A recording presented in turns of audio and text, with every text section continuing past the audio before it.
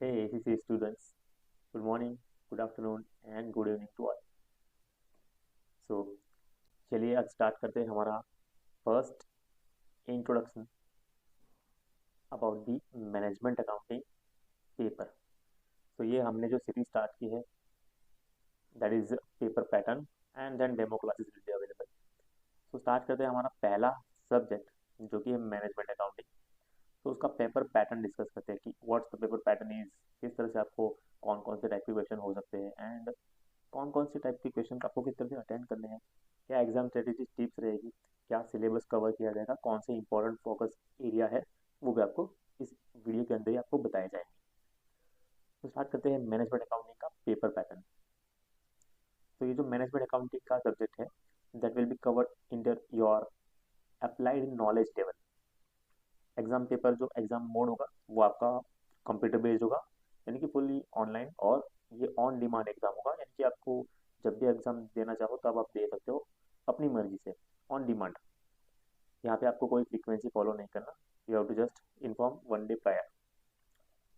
Exam का duration होगा 2 hours, maximum 100 marks and you have to get at least 50 marks, यानी कि 50%।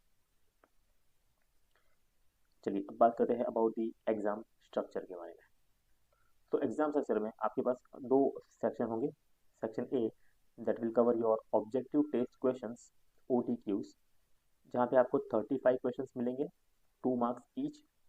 That means 70% of your paper will cover OTQs, objective test questions. Then section B is the multitask questions. Multitasking questions मिल सकते हैं जहाँ पे आपको 3 case study style scenarios पूछे जाएंगे। हर एक केस स्टडी का आपका 10 मार्क्स का रहेगा, so that will cover your 30%। सो इस तरह से आपका 100 मार्क्स का फुल पेपर होगा, जो कि टोटली 2 सेक्शन में डिवाइड होकर आएगा। और आपका जो एग्जाम होगा वो purely objective based and calculation type के क्वेश्चन आ सकते हैं उसके ऊपर। चलिए अब बात करते हैं एग्जाम सिलेबस की, यानी कि आपका जो पेपर पैटर्न है, पेपर पैटर्न तो हम सिलेक्ट कर लिए, समझ गए। नाउ सिलेबस क्या होगा, क्या पढ़ना होगा, क्या कौन से ऐसी चीज़ें होंगी जहाँ पे आपको ज़्यादा फोकस करना है। तो मैनेजमेंट अकाउंटिंग का जो सब्जेक्ट है वो हमने मेजरली 6 पार्ट्स में डिवाइड किया। Part 1, nature and purpose of management information, that is covered your 5 to 10%।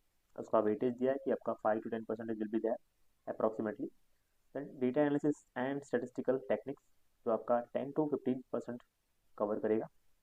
Cost accounting techniques, this is most very important, 25 to 35% will be covered. Next one is budgeting. It will again cover 20 to 30% area. That is again one more important.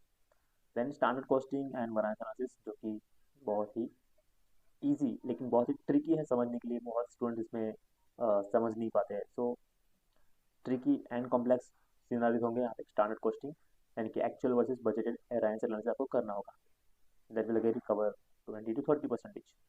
And performance measurement that will be covered around 10 to 15%। सो इस तरह से आपका 100 mark का question paper ready होगा।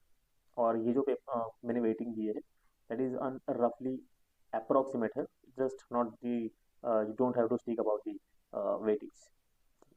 सो इतना पोस्टर हमें जो है, इतना पोर्शन हमें कवर करना है in the before appearing for the examination.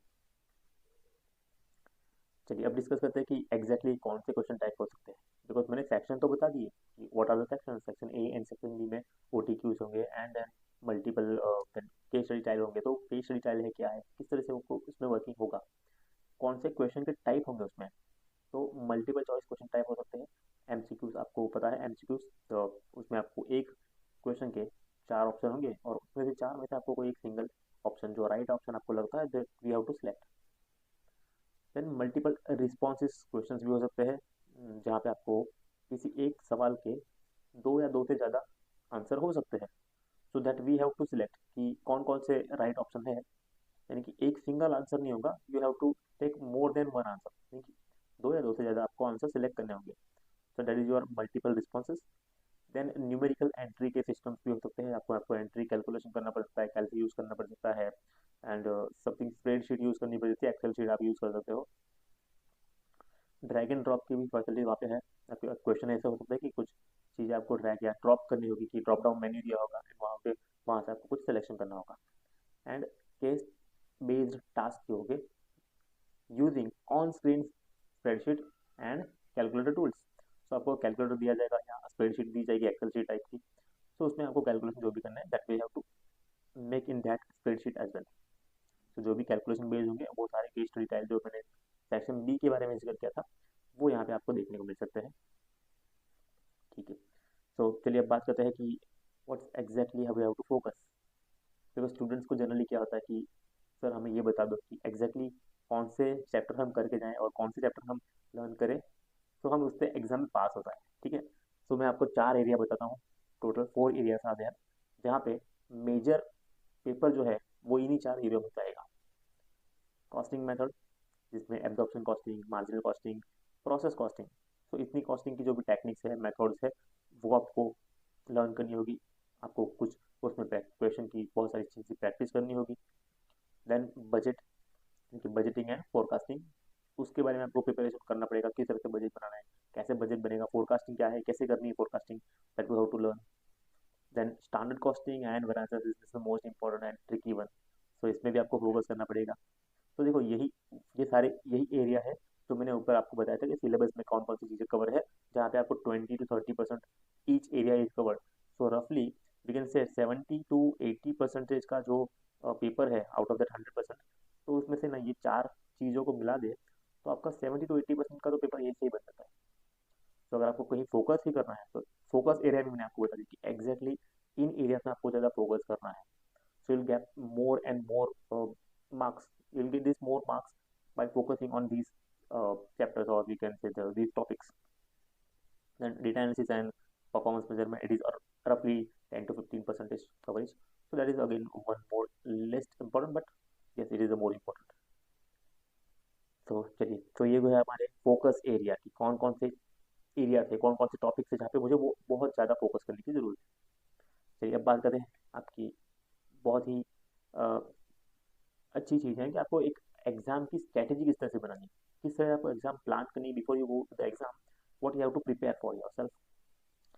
सो सबसे पहले आपको प्रैक्टिस करनी होगी एसीसीए के specimen CBEs, that you already know. अगर आप एसीसीए स्टूडेंट्स हैं तो आपको पता है कि एसीसीए के स्पेसिमेन सीबीज क्या है। CBEs computer based examination centres. So India के बाहर हर एवरी सिटी में आपको सीबीज मिल जाएंगे।